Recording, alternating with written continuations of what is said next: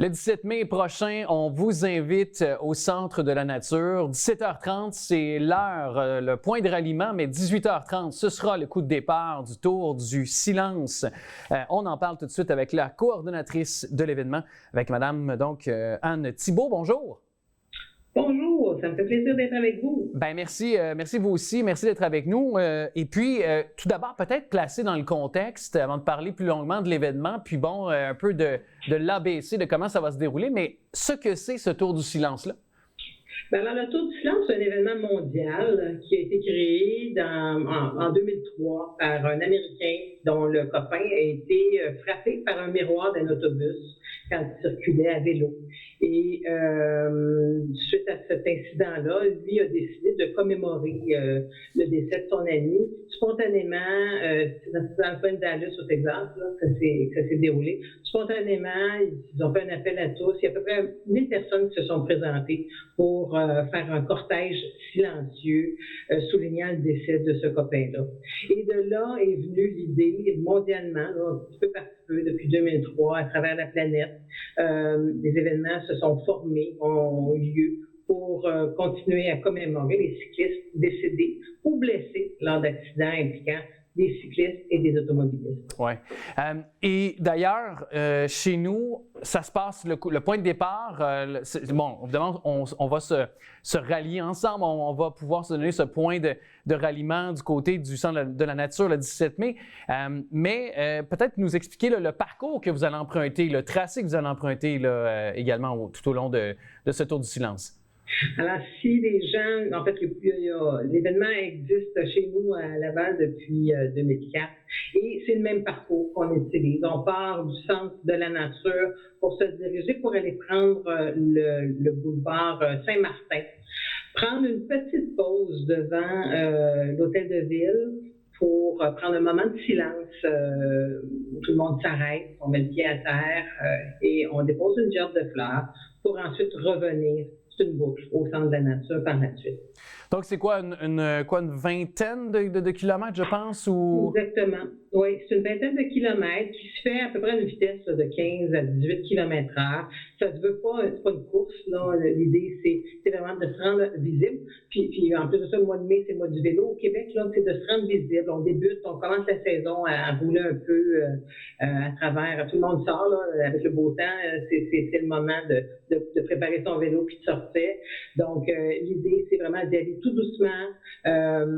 Puis ça devient un peu comme une pause pour une réflexion que chacun devrait avoir en se demandant quel comportement, parce que plusieurs sont des automobilistes aussi, là, c'est pas juste qui sont eux-mêmes cyclistes. Alors, c'est de se poser des questions, savoir comment moi, comme usager de la route, je devrais partager, prendre ma place, puis s'assurer qu'on partage entre tous les usagers le réseau routier de la ville de Laval et au Québec en général.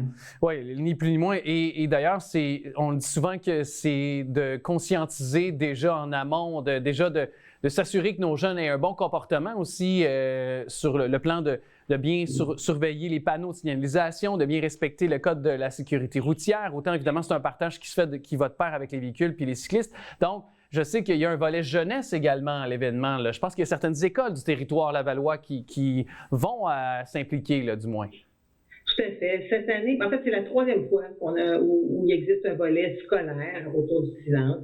Cette année, on a un partenariat avec Espoir, le club Espoir de Laval. Le responsable, Nicolas Masbourian, a été très proactif, je dirais, là, dans le fait de nous faire savoir qu'il y a déjà un événement, en fait, qui crée ce qu'on appelle ces Vélosco. Puis dans le temps de Vélosco, c'est pour sensibiliser les jeunes à s'habituer à se déplacer à vélo pour aller à l'école. Et on a combiné le Tour du Silence et leurs activités habituelles pour faire en sorte que l'école Cœur-Soleil, si je ne m'abuse, soit donc bénéficie de leur présence le 17 même pour parler du taux de silence, puis habituer les jeunes à rouler, à être conscients de l'impact qu'ils ont sur la route, d'être conscients du danger autour d'eux. Alors, je pense que c'est une très bonne chose que de permettre de conscientiser les jeunes, parce qu'on veut que le développement de transport actif soit possible. On s'en va vers des volets verts, on veut de la mobilité active. Alors, on est vraiment dans ce sens-là. Puis on a vu que la Ville de Laval a aussi adopté beaucoup de choses actuellement, puis on a d'ailleurs leur soutien dans ce contexte-là. Le réseau cyclable se développe. On change la façon de concevoir les pistes cyclables. Elles ne sont plus uniquement bidirectionnelles. C'est-à-dire que souvent, les pistes faisaient en sorte qu'il y avait du même côté, un aller-retour, les cyclistes roulaient du même côté de la rue. Alors maintenant, on y va plus vers des pistes bidirectionnelles. Donc, quand on conçoit le réseau cyclable, on a ça comme en tête quand on les prévoit. Ouais. Alors, il y a une belle tendance que la Ville prend actuellement. C'est pas parfait, remarquez bien, mais on sent qu'il y a une belle volonté. Une intégration. Une intégration qui se fait de mieux en mieux. L'urbanisme aussi, l'urbanisation de la ville, tout ça, les développements. Votre père, maintenant, on le sait, c'est un passé. Puis heureusement, là, avec le développement du vélo et évidemment de tout ce qui en découle. Et donc, évidemment, casque obligatoire. Je pense que ça va de pair avec la sécurité. On veut sensibiliser, on veut faire la promotion de la sécurité, donc ça va de pair pour l'événement. Est-ce qu'on doit s'inscrire quelque part ou on peut se rendre 17h30 le 17 mai au Centre de la Nature? Tout simplement, on peut participer au mouvement? Alors, il est possible de s'inscrire sur place. C'est pour ça qu'on invite les gens à se présenter vers 17h30. Mais il est possible aussi, en allant sur le site du Tour du Silence, de s'inscrire de façon électronique. Là, ça se fait très simplement. Et c'est pas plus compliqué que ça. Votre nom, on comprend les risques de circuler à vélo, tout ça. Puis ça y est, on veut avoir un registre qui participe parce que la Fédération québécoise de sport cycliste chapeaute l'événement et assure les gens pendant qu'ils sont présents pour l'événement. Alors, voilà. Et on a une belle jeune porte-parole cette année, qui est Naomi Julien, une jeune fille inspirante que j'ai rencontrée à quelques reprises, qui revient d'Europe d'ailleurs, dans le cadre d'une compétition là-bas. Naomi a participé aux Jeux du Québec. 3 médailles d'or. 3 médailles d'or, on est bien fiers d'elle. Et elle a une belle attitude, une belle compréhension. Pour elle, le vélo, c'est important. Et puis, je pense qu'elle veut que les jeunes s'impliquent, mais pas juste les jeunes, les moins jeunes. C'est tout le monde, oui.